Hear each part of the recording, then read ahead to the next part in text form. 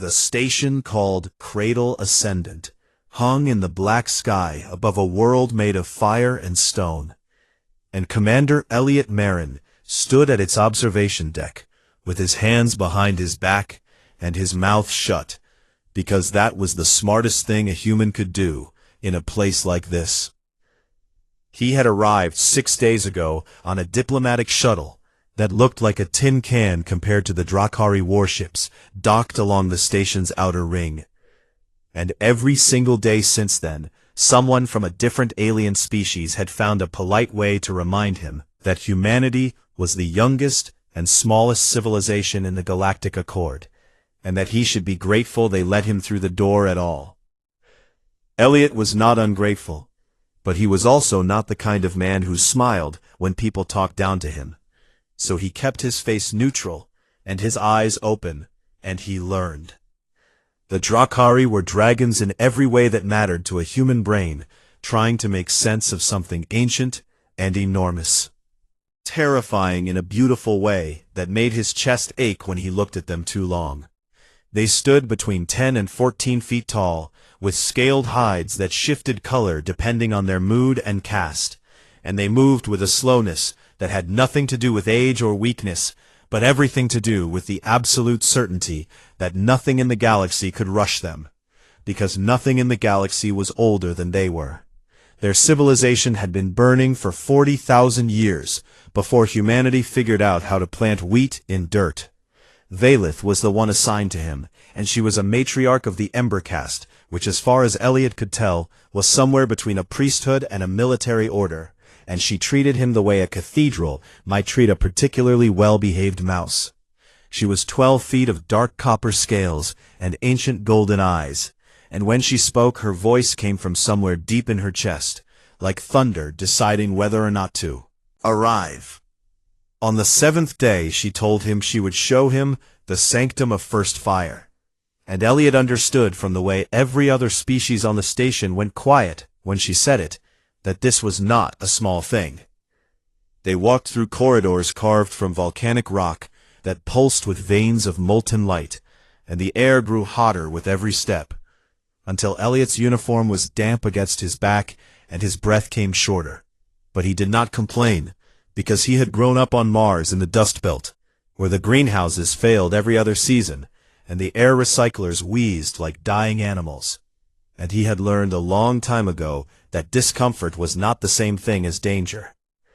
The sanctum doors were 30 feet tall and made of a black metal that hummed with heat, and when Valith pressed her massive clawed hand against them, they opened inward with a sound like a slow, deep exhale. Inside was a cathedral of fire. The chamber stretched wider than any room Elliot had ever stood in, and the ceiling vanished into darkness above, and the floor was carved into dozens of shallow pools, filled with glowing mineral-rich liquid that bubbled and steamed and cast dancing light across every surface. And in those pools, resting on beds of crystallized volcanic glass, were the eggs. Elliot stopped breathing for a moment, because they were the most beautiful things he had ever seen in his life, and he had seen the rings of Saturn from a shuttle window, and he had watched the sun rise over Olympus Mons, and none of it compared to this. Each egg was roughly the size of a human torso, and they glowed from within with colors that shifted and pulsed like living heartbeats. And some were deep crimson, and others were violet, or gold, or a blue so bright it hurt to look at. And each one hummed with a frequency he could feel in his teeth and his bones. "The children of Keth," Valith said, and her voice was softer than he had ever heard it. Whatever else the Drakari were, they were this first and above all else. They were parents. She explained the law to him, and she did not rush, because the Drakari never rushed anything, especially the things that mattered most. The hatchlings were inviolable. No creature that was not Drakari had touched a Drakari young in the entire recorded history of galactic civilization, which stretched back further than most species could count.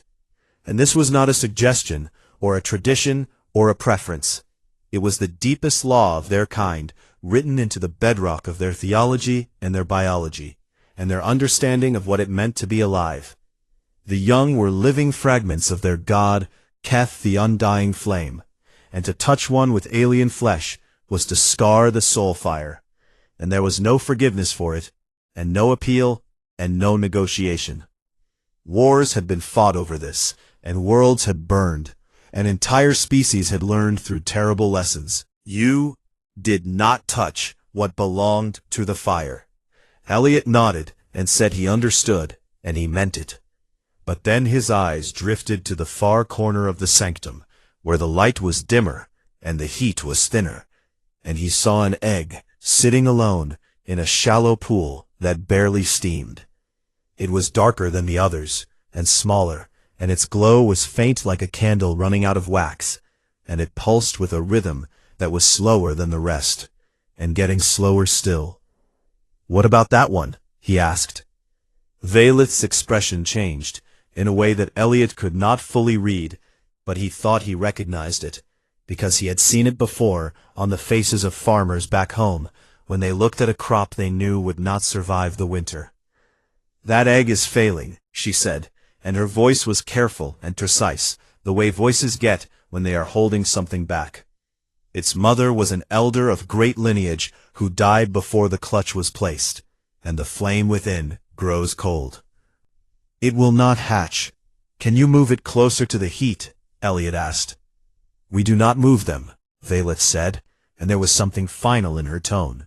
"The flame of Keth guides each egg to its proper place, and if the flame chooses silence, then we honor the silence, and we do not intervene." Elliot looked at the egg for a long time, and then he nodded again and said nothing else, and Valeth seemed satisfied that the matter was settled. But the matter was not settled, because Elliot Marin had grown up on a farm where things died all the time, and he had learned that sometimes things died because the universe was cruel, and there was nothing you could do, and sometimes things died because someone decided it was not worth the trouble to walk across the room and move them closer to the heat. And he had never been very good at telling the difference from a distance.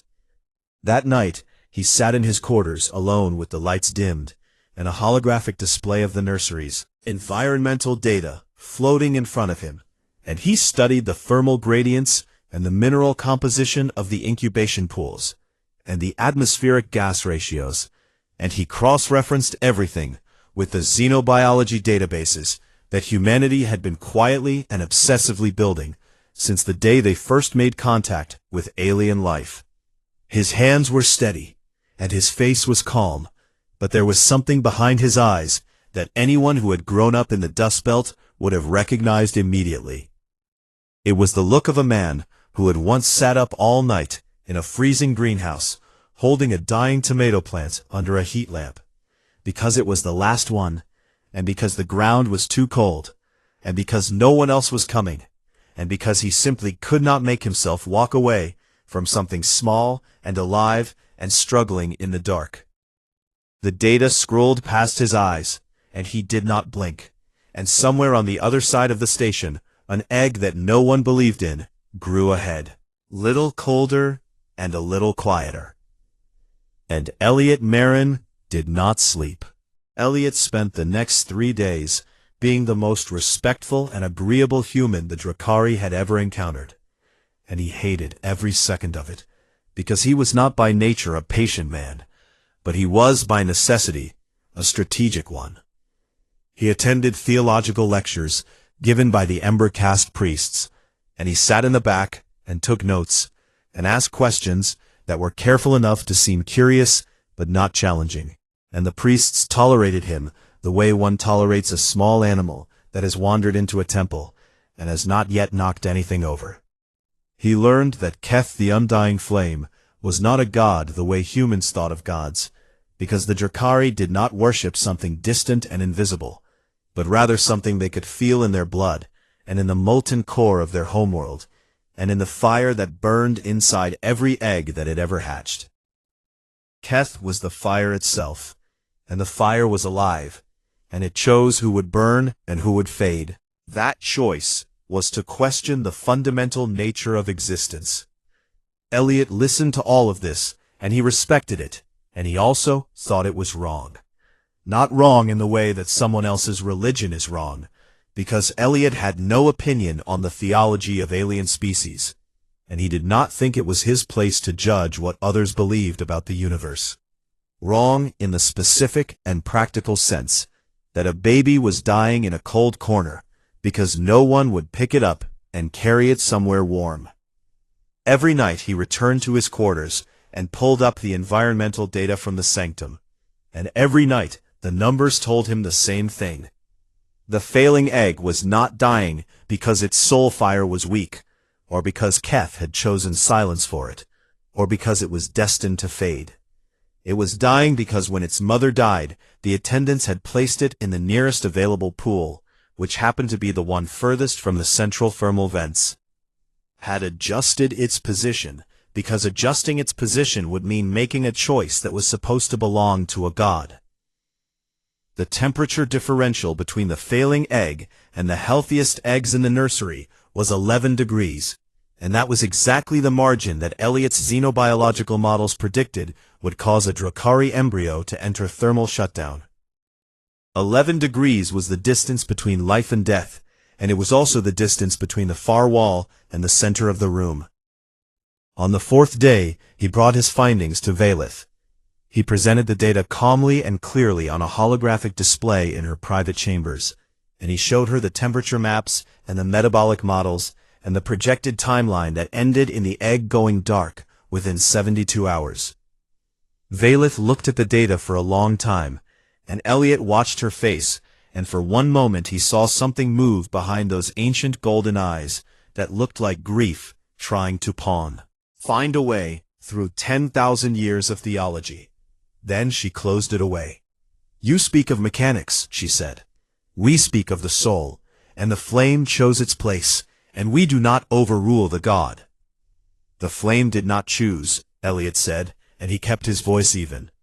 "A priest chose, and the priest was in a hurry, because a mother had just died, and there were rituals to perform, and the egg was heavy, and the nearest pool was the cold one, and that is not the voice of God, Valith. That is just a tired person making a mistake." Her eyes narrowed, and for one heartbeat the room felt smaller and hotter, and Elliot remembered that he was standing 3 feet away from a creature that could break him in half without trying. "You are very young," she said. "Your entire species is very young, and you speak of things you do not understand, and I tell you this not as a warning, but as a kindness, because I have grown fond of you, in the way one grows fond of a small fire that burns brightly." For a moment, before going out, she told him the matter was closed. Elliot went to the diplomatic council next, because he was stubborn, and because the egg was getting colder, and because 72 hours was not a lot of time for politics. The council was made up of representatives from every species on the station, and they sat in a circular chamber that was designed to make everyone feel equal, but which mostly made everyone feel watched. He presented his case, and the room went quiet in a way that told him everything he needed to know before anyone spoke. Ambassador Kren of the Vithari was the first to respond, and Kren was an insectoid diplomat, with compound eyes that reflected light like wet stones, and a voice like paper tearing slowly. And he had been navigating galactic politics since before Elliot's grandparents were born. Kren pulled Elliot aside after the session, and his tone was not unkind, but it was the tone of someone explaining gravity to a creature that keeps trying to fly. "You are new here, human," Kren said, "and so I will explain something to you that every other species in this room learned a long time ago, and most of them learned it the hard way."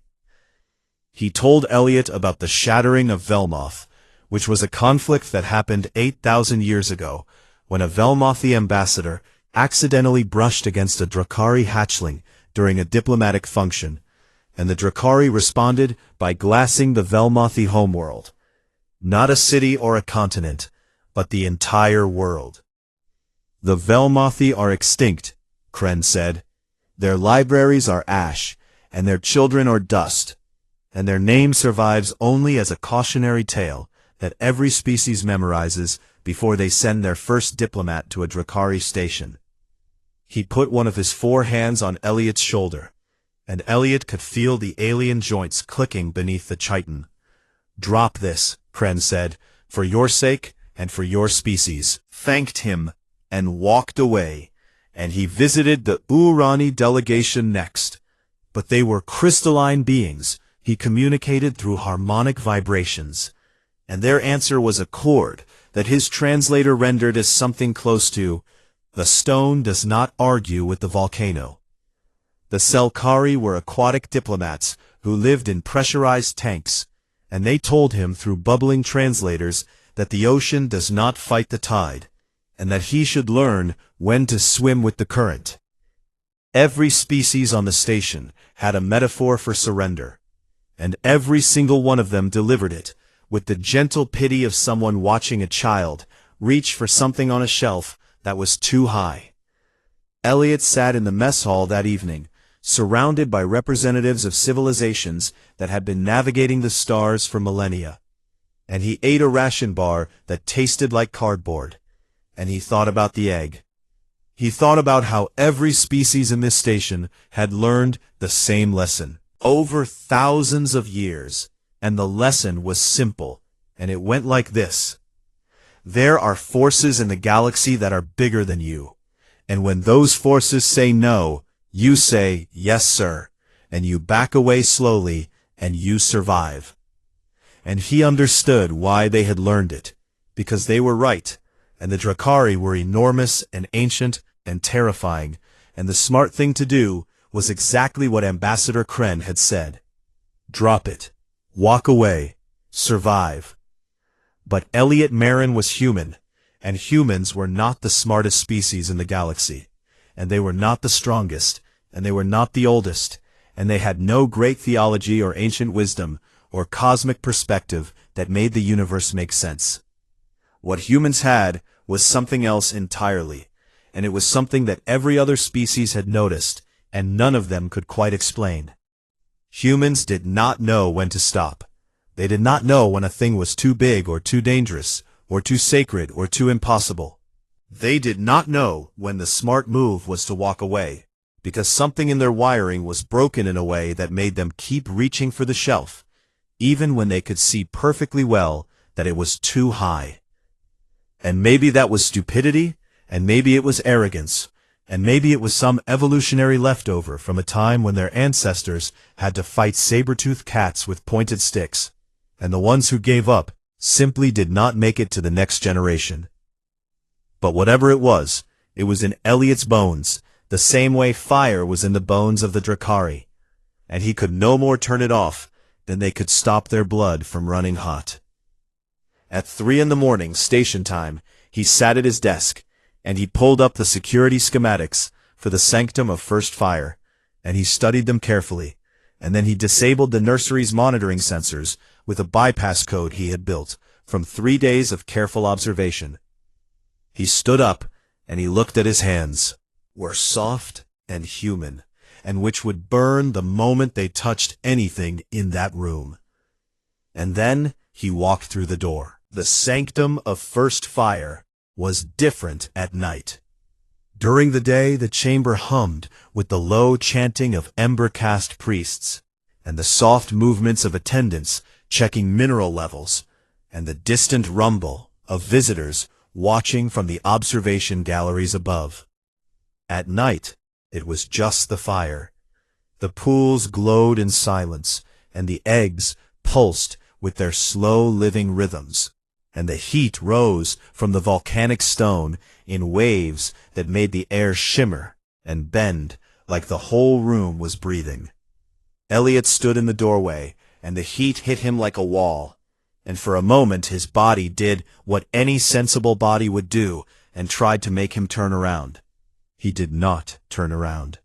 He walked forward, and each step took him deeper into the furnace, and the temperature climbed past what his uniform was designed to handle, and he felt the fabric grow stiff and hot against his skin, and the sweat on his face evaporated almost as soon as it formed.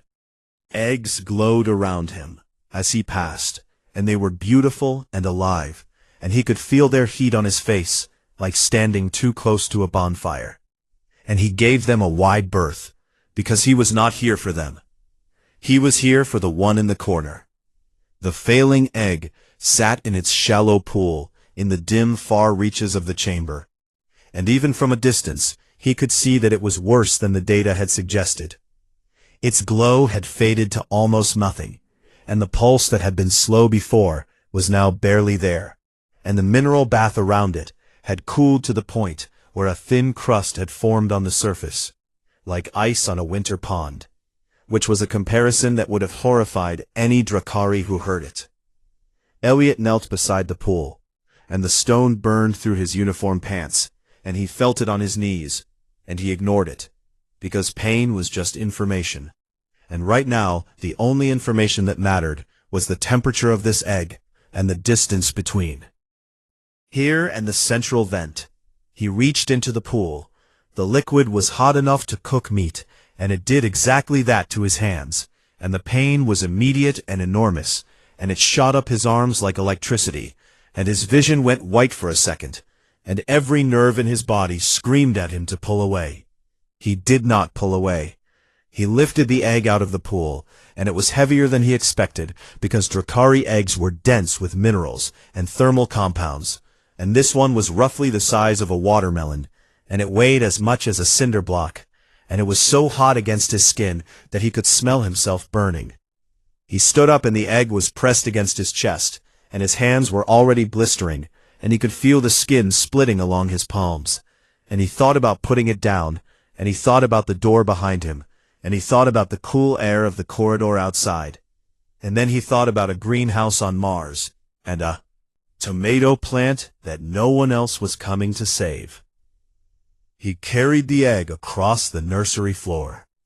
It was the longest walk of his life, and it was only 40 meters, but each step sent jolts of pain through his burned hands, and the egg was slippery with mineral residue, and his grip was failing because his skin was failing, and he held on tighter because that was all he knew how to do. The central thermal vent was a raised platform of volcanic glass directly above the station's connection to Kethvora's magma system, and it was the hottest point in the entire sanctum, and the eggs placed nearest to it were the brightest and strongest in the nursery. Elliot sat down on the stone floor next to the vent, and the heat was so intense that his uniform began to smolder, and the synthetic fibers curled and blackened at the edges, and he could feel his core temperature rising past safe limits, and the edges of his vision were going dark. He cradled the egg against his chest, and he wrapped his arms around it, and he held it the way he had seen mothers hold babies in the refugee camps on Mars. When the dust storms came, and there was nothing else to do but curl around the small thing and wait. He talked to it. He did not pray, because Elliot Marin did not know the prayers of Keth, and he did not pretend to understand the theology of a species that had been burning since before his ancestors climbed down from trees. He just talked. He told the egg about Earth, which he had never actually visited, but which his grandmother had described to him so many times that he could see it when he closed his eyes. He told it about rain, which was water that fell from the sky for free, and which sounded impossible if you grew up on Mars, where every drop was recycled and rationed and fought over. He told it about oceans, which were so big you could not see the other side, and about forests, where the trees were so thick the sunlight had to fight its way to the ground, and about snow which was cold and white, and fell softly and quietly, and covered everything in silence. He told it about humans, and how they were small and soft, and burned easily, and broke easily, and died easily, and how none of that had ever stopped them from reaching for things they probably should not reach for. He told it about his mother who had died when he was 9, and about his father who had kept the farm running alone for 7 more years before the dust finally won, and about the tomato plant that was the last thing growing in the last greenhouse on the last day before they packed up and left. He told it he had carried that plant all the way to the transport shuttle, and the pilot had laughed at him, and his father had told him to leave it, and he had not left it, and it had died anyway 3 days later, in the artificial light of the shuttle's cargo hold. But he had held it the whole time, and that was the thing about humans that no one in the galaxy seemed to understand. It was not that they won every fight, or saved every life, or beat every odd, because they did not, and anyone who said otherwise was selling something. It was that they held on. Even when it was stupid, and even when it was hopeless, and even when their hands were burning, and their bodies were failing, and every rational calculation said to let go, they held on, because something in them was built to hold on, and they could not make it stop. Hours passed. Elliot's hands were destroyed, and he knew it, because he could no longer feel them, which meant the nerve endings had burned away, and that was very bad, but it was also useful, because it meant the pain was gone, and he could focus on the egg. His core temperature was dangerous now, and his thoughts were getting fuzzy, and he knew he was close to heat stroke, and he knew that if he did not leave soon, he would die in this room, on this floor, holding an egg that might not even be alive anymore. And then he felt it, a pulse, not from the pools or the vents or the station systems, but from the egg itself, pressed against his ruined chest. A beat like a drum, very deep and very slow, and then another one, slightly faster, and then another, and the egg began to glow. Faintly at first, like an ember buried in ash, and then brighter and brighter, until the light was pouring through the cracks in the shell. And the color was not the dark fading gray it had been, but a deep, brilliant gold that cast shadows across the walls. The egg was warm now. Not warm from Elliot's body, because his body had very little warmth left to give, but warm from the inside, from something that had been asleep, and was now waking up. And the pulse was getting stronger, and it was matching something, and it took Elliot a moment to realize what it was matching. His heartbeat. The egg was pulsing in time with his heartbeat. The station's monitoring sensors rebooted at dawn, because the bypass Elliot had built was temporary, and the moment they came back online, every alarm in the sanctum went off simultaneously.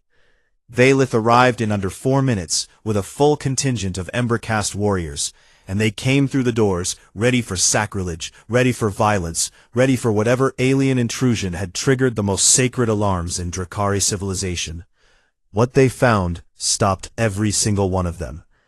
Elliot Marin was sitting on the floor of the nursery with his back against the central thermal vent, and his eyes were barely open, and his hands were black and red and ruined, and his uniform was half burned away, and his skin was blistered from his fingers to his shoulders. And in his arms, the egg was blazing with golden light, brighter than any egg in the nursery, brighter than any egg Valith had seen in 200 years of service, and it was pulsing with a rhythm that was strong and steady and alive. A line of light split across the surface, and then another, and then the pieces fell away, and a tiny creature pushed its way into the world. It was a Drakari hatchling, no larger than a human infant, with scales like polished obsidian, and eyes like molten gold. And it blinked in the light of the sanctum, and looked up at the burned and broken human holding it, and then it looked at the 12-foot warriors standing frozen in the doorway. It chose. The hatchling crawled up Elliot's chest, and pressed itself into the hollow of his neck, and it wrapped its tiny tail around his arm, and it opened its mouth, and made a sound. The sound was a deep resonant purr that vibrated through Elliot's bones and through the floor and through the walls, and every Drakari in the room heard it and recognized it instantly, because it was the most sacred sound their species could make. The bonding call, the sound a newborn dragon makes only once and only for the one it chooses as kin. It had chosen the human. Valith stood in the doorway, and her warriors stood behind her, and none of them moved, and none of them spoke, and the only sound in the chamber was the purring of a baby dragon, pressed against the heartbeat of a man who was barely alive. "Impossible," she whispered. Elliot's eyes were closing, and his body was shutting down, but his arms were still around the hatchling, and his burned and nerveless hands were still holding on, because that was what they did. "Hey, little guy," he said, and his voice was barely a whisper. "Told you someone was coming." The station did not sleep that day. Word spread the way fire spreads through dry wood, and within an hour, every species on Cradle Ascendant knew what the human had done, and within 6 hours, every species in the Galactic Accord had received a report, and within 12 hours, the diplomatic channels that connected 1,000 worlds were burning with a single question: what happens now? The Drakari were tearing themselves apart, and Elliot would have found that terrifying if he had been conscious to see it. But he was not conscious, because his body had finally done what his will had refused to let it do, and shut down completely. The station's medical bay was designed for multi-species emergencies, and the AI that ran it was very good at its job, but it had never treated a human with this specific combination of injuries, because no human had ever been stupid enough to sit in a volcanic nursery for 6 hours holding an alien egg. And forearms and chest. And the damage to his palms was severe enough that the AI quietly flagged a note in his file suggesting he might never regain full use of his fingers.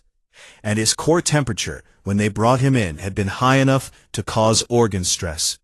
And his body was running on nothing, because he had not eaten or hydrated in nearly 10 hours. But he was alive, and the hatchling was alive, and the hatchling would not leave him. The Drakari tried 3 times to remove the baby dragon from Elliot's unconscious body, and each time the results were catastrophic. The first time, a young priest reached for the hatchling. It screamed, and the scream was not a sound that belonged to something that small, because it resonated at a frequency that shattered the glass partition in the medical bay, and sent a psychic distress pulse through the station that made every Drakari on board clutch their heads in pain.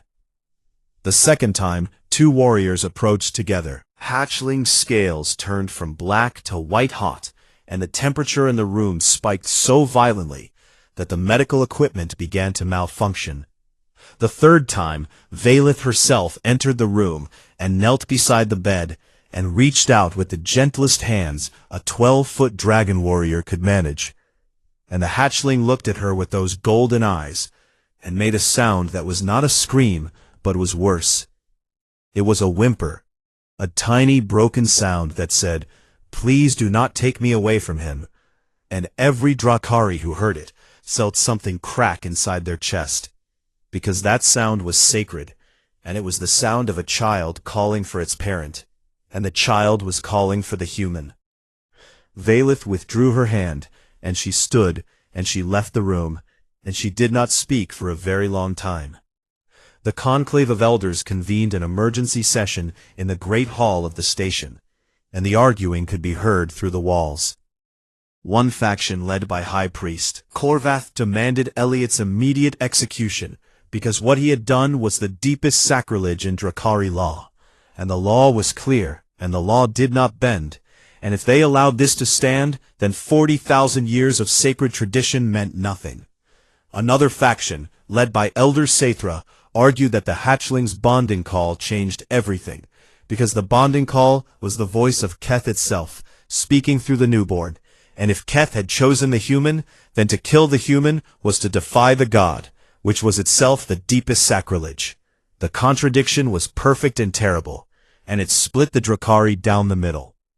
Korvath thundered that the bonding call could not apply to an alien, because it had never happened before, and therefore it was not real, and was instead some kind of contamination or corruption caused by the human's interference. Saithra replied calmly that the bonding call had never happened before, because no alien had ever held a Drakari hatchling before, and that absence of precedent was not evidence of impossibility, and that Keth's fire did not recognize species, only souls. The debate raged for 2 days, During those 2 days, Elliot woke up. He woke to pain, which was not surprising, and to the weight of a small, warm creature sleeping on his chest, which was surprising until he remembered. And then it was the best feeling he had ever had in his life. The hatchling opened one golden eye when Elliot stirred, and it made the purring sound again and pressed closer. And Elliot looked down at it with his burned and bandaged hands, and he smiled, because he could not help it, because it was so small and so warm and so completely certain that it was exactly where it belonged. Ambassador Kren visited him that afternoon. The Vithari diplomat stood at the foot of Elliot's bed, and his compound eyes reflected the soft light of the medical bay. And he was quiet for a long time, which was unusual for Kren. Generally had an opinion about everything, and was not shy about sharing it. "Why?" he finally asked. "I have been a diplomat for 130 years, Kren said, and in that time I have watched species rise and fall, and I have watched civilizations make decisions that shaped the galaxy for millennia. And I have learned that the single most important skill in the cosmos is knowing when something is not your problem." He leaned forward slightly, and his four hands clasped together in what Elliot had learned was a gesture of genuine confusion. "That egg was not your species, and not your responsibility, and not your child, and touching it could have started a war that would have ended your civilization. And you knew all of this because I told you myself, and you looked me in the eyes, and you thanked me, and then you went and did it anyway." "Yes," Elliot said. "Why?" Kren asked again. Elliot looked down at the hatchling sleeping on his chest, and he thought about the question. And he wanted to give Kren a good answer, because Kren deserved one, and because the galaxy deserved one, and because somewhere out there 1,000 species were asking the same question and trying to understand what kind of creature does something like this. "Because he was cold," Elliot said, "and I was warm, and I was there." He paused, and the hatchling shifted in its sleep, and made a small, contented sound. "That is it," he said. "That is the whole reason." Kren stared at him for a long time, and then he left without saying another word. On the third day, Valith came to Elliot's room, and she told him that the conclave had reached a decision. They could not agree on whether he had committed sacrilege or witnessed a miracle, and so they had invoked the only legal mechanism that could resolve such a contradiction: the trial of embers. Elliot did not know what that was, and Valith explained it with the careful precision of someone delivering news they wish they did not have to deliver. The trial of embers was an ancient rite that had not been invoked in 12,000 years, and it existed for exactly this kind of impossible situation where Drakari law contradicted itself, and the only judge left was the fire. Elliot would walk the path of Keth, which was a ceremonial passage through the heart of the station's volcanic core, where the raw heat of Kethvora's magma system vented directly into the structure. If Keth accepted him, the fire would let him pass, and he would live, and his bond with the hatchling would be recognized as sacred and legitimate. If Keth did not accept him, the fire would consume him, and the matter would be settled. The human diplomatic delegation on the station erupted when they heard this, and Ambassador Chen, who was Elliot's superior officer, demanded that the trial be stopped, on the grounds that it was a death sentence dressed up as a legal proceeding, and that no human could survive temperatures that would challenge even a Drakari. The Drakari response was simple: their law and their fire and their judgment. Ambassador Chen turned to Elliot and ordered him to refuse, and Elliot looked at her, and then he looked at the hatchling in his arms, and the hatchling looked up at him with golden eyes that held a trust so complete and so total that it made his chest ache. "We started this together," he said quietly. "We will finish it together." Chen told him he was insane, and he did not disagree. The preparation took one day, and during that day Elliot sat with the hatchling, and he fed it mineral paste from a tube that the Drakari medical staff had reluctantly provided, and he watched it eat with the messy enthusiasm of all babies everywhere, regardless of species. It was growing fast, and its scales were darkening from newborn black to a deep iridescent obsidian, and its golden eyes were bright and curious. It explored Elliot's bandaged hands with its tiny claws, and it tried to chew on his fingers, and he let it, because it did not have real teeth yet, and because the pressure felt nice against the burns. He named it in his head, though he did not say the name out loud, because he did not know if he had the right. The morning of the trial, the gates of the volcanic core stood before him like the mouth of something alive, and the heat that poured from them was visible as a shimmering wall of distortion that made the world behind it look like a dream. The hatchling sat on his shoulder, and its tiny claws gripped his collar, and it was not afraid, because it did not know enough to be afraid, or because it trusted him completely, or because both of those things were the same thing when you were very young and the person holding you was the whole world. Elliot looked at the fire, and the fire looked back, and he walked forward. The path of Keth was not a hallway or a tunnel or anything that had been built by hands, because it had not been built at all. It was a wound in the station, where the raw geological fury of Kethvora's mantle vented directly upward through a natural fissure in the volcanic rock, and the Drakari had simply carved a walkway through it and called it sacred, because when you are a species born of fire, you do not build your temples around the flame. You build them through it.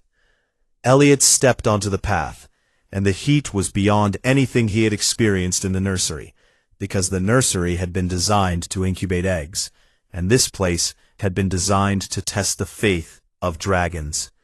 The air was so hot it hurt to breathe, and each inhale seared his throat and his lungs, and the stone beneath his feet glowed a dull, angry red, and his boots began to smoke within the first 3 steps, and the skin on his face tightened as the moisture was pulled from it, blurred, and his body told him in every language it knew that this was death, and he needed to stop. He did not stop. The hatchling on his shoulder shifted, and Elliot felt its tiny claws tighten on his collar, and he felt its small body press closer to his neck, and for a moment he thought it was afraid, and he reached up with one bandaged hand to steady it. But the hatchling was not afraid. It opened its mouth, and it began to sing. The sound was nothing like the bonding call or the distress scream, or any of the sounds Elliot had heard Drakari make in the week he had spent on this station. It was a low harmonic vibration that started somewhere deep in the hatchling's chest, and rose through frequencies that Elliot could feel in his teeth and his skull and his spine, and it resonated with the volcanic stone beneath his feet, and with the walls around him, and with the superheated air itself. The fire changed. Elliot saw it happen, and he would spend the rest of his life trying to describe what he saw, and he would never get it right, because human language was not built for this. The flames that roared from the fissures on either side of the path had been wild and chaotic and hungry, and they reached for him the way fire reaches for anything that will burn. But when the hatchling sang, the flames slowed, and then they curved, and then they moved with a purpose that fire should not have. They bent around him, not avoiding him and not retreating from him, but flowing around him the way a river flows around a stone. And there was a gentleness to it that was terrifying, because gentleness from something that powerful meant it was choosing, and choice meant intelligence, and intelligence meant the fire was alive, and it was listening to the hatchling.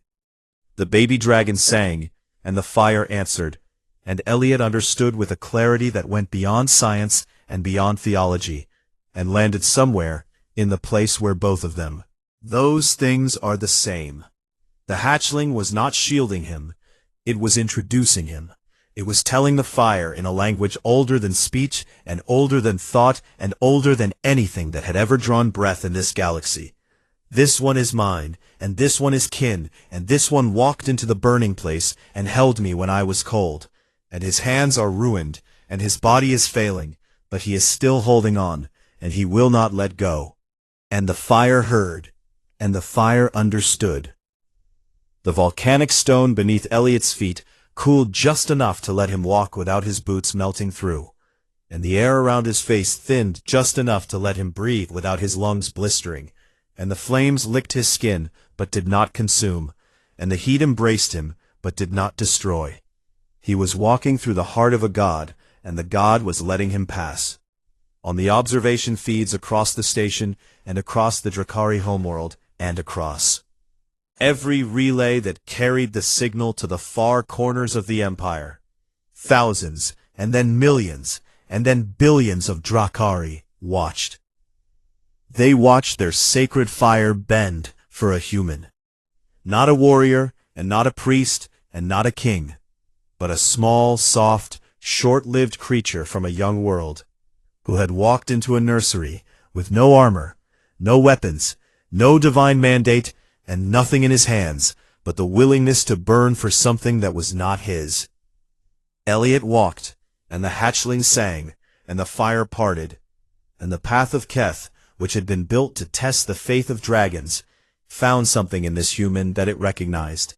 Not fire exactly, because humans did not burn the way Drakari burned.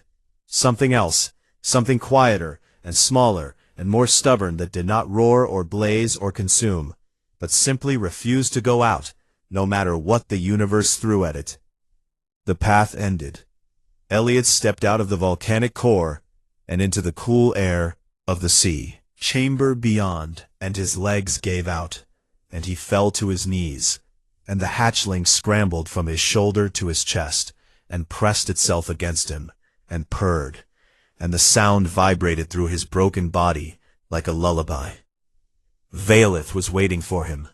She stood in the center of the chamber, and she was not flanked by warriors or priests or politicians, and she was alone.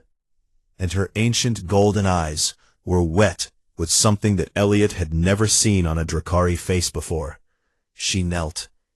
A 12-foot matriarch of the Ember caste, armored in ancestral scales that had been passed down through 100 generations of dragon warriors, knelt on the stone floor before a burned and trembling human who was holding a baby dragon against his chest, with hands that would carry scars for the rest of his life.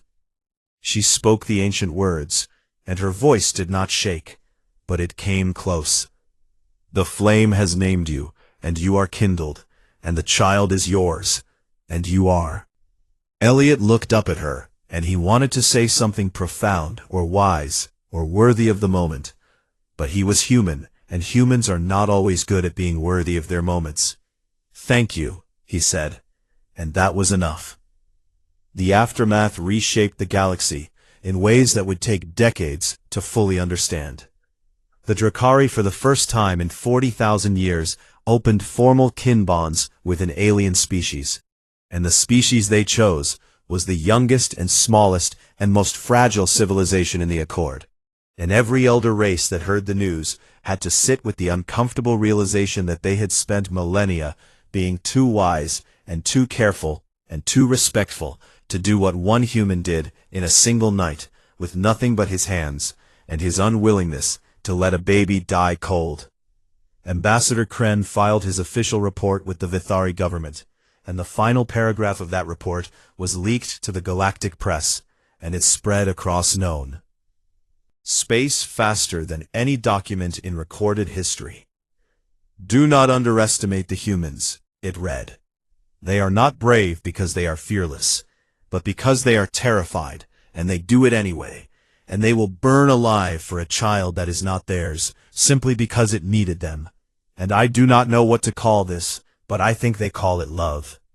Other species began to look at humanity differently, and not all of them liked what they saw, because there is something unsettling about a species that cannot be deterred by pain or logic or overwhelming force, and there is something frightening about a creature that will hold on to something even as it is being destroyed.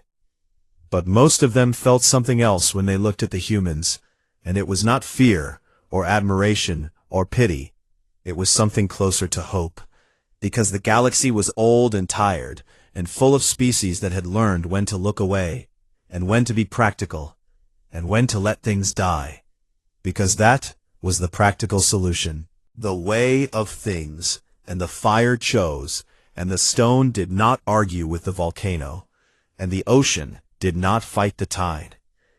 And then along came these small, loud, fragile creatures, who had only been in space for a few centuries, and who did not know any of the rules, and who looked at a dying baby in a cold corner, and said, "No, not on my watch." 6 months later, Elliot sat on a balcony, overlooking the volcanic plains of Kethvora, and the sky was the color of burnt copper, and the air smelled like sulfur and minerals, and home, because it had become home in the way that any place becomes home when the people you love are in it. His hands were scarred, and they would always be scarred, and the doctors, both human and Drakari, had done what they could, but nerve damage is nerve damage, and some things do not heal all the way back, and Elliot had made his peace with that, because his hands still worked well enough for the only thing that mattered. They could still hold on. Hatchling was not really a hatchling anymore, because Drakari Young grew fast, and he was now the size of a large dog, with scales like polished obsidian that caught the volcanic light and threw it back in fragments of gold and purple and deep red. His name was Kethin. Valith had given him the name herself, and it was a Drakari honor name that meant the flame that was answered, and Elliot thought it was the most beautiful word he had ever heard in any language. Kethin was draped across Elliot's lap, with his tail curled around Elliot's arm, and his head resting against Elliot's stomach, and he was purring with the deep, steady rumble of a creature that was exactly where it wanted to be. A young Drakari child approached the balcony, and she was small for her kind, which meant she was only about 5 feet tall, and she looked at the human and the dragon with the open curiosity that children have before the world teaches them to be careful. Asked, and her voice was high and clear. "Everyone says it was forbidden, and everyone says you should not have touched him, so why did you?" Elliot looked down at Kethin, and he scratched behind the little dragon's horns, in the spot he had discovered 3 months ago that made Kethin's back leg kick, and Kethin made a sound of ridiculous contentment and kicked his leg, and the young Drakari girl laughed.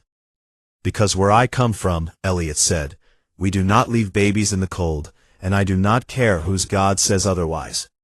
Kethin rumbled in agreement, and tucked his head under Elliot's chin, and Elliot leaned back in his chair and closed his eyes, and the warmth of the volcanic world, and the warmth of the dragon in his lap, and the warmth of a life that had been saved, because one person refused to walk away, all blended together into a single steady heat. Above them, the stars burned on ancient and indifferent and eternal, the way stars always are, because the universe does not care about small things, and it does not care about kindness, and it does not keep score. But on that balcony a newer fire burned. It was small, and it was stubborn, and it was impossibly warm, and it had been lit by a man with burned hands, who did not know when to stop. Human. The young Drakari girl stood there for a while longer, watching the man and the dragon, and then she went home, and told her parents that she wanted to meet more humans, and her parents looked at each other and did not know what to say. Somewhere deep in the volcanic stone beneath their feet, the fire of Keth pulsed once in a rhythm that had not been there before.